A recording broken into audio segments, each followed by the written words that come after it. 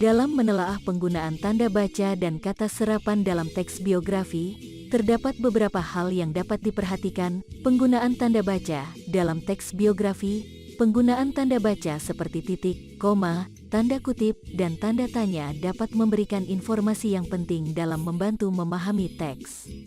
Sebagai contoh, tanda kutip digunakan untuk menandai kutipan langsung dari sumber atau ucapan langsung dari subjek biografi. Titik digunakan untuk menandai akhir kalimat, sedangkan koma digunakan untuk memisahkan elemen dalam kalimat. Penggunaan kata serapan dalam teks biografi, kata serapan dapat digunakan untuk menggambarkan asal-usul atau latar belakang subjek biografi. Sebagai contoh, jika subjek berasal dari negara atau budaya lain, maka terdapat kemungkinan bahwa kata-kata dari bahasa tersebut akan digunakan. Penting untuk memahami arti kata-kata serapan tersebut agar tidak salah mengartikan teks. Selain itu, dalam menelaah teks biografi, perhatikan juga hal-hal berikut.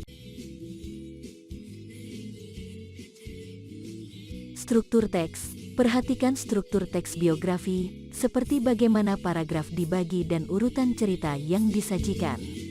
Hal ini dapat membantu memahami kronologi kehidupan subjek biografi dan bagaimana peristiwa-peristiwa tertentu membentuk karakter dan kepribadian mereka.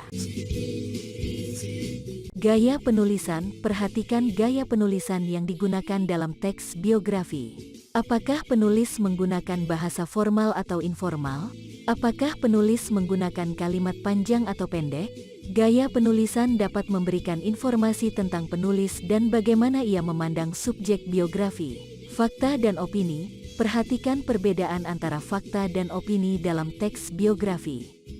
Fakta mengacu pada informasi yang dapat diverifikasi secara objektif, sedangkan opini adalah pandangan pribadi atau penilaian subjektif.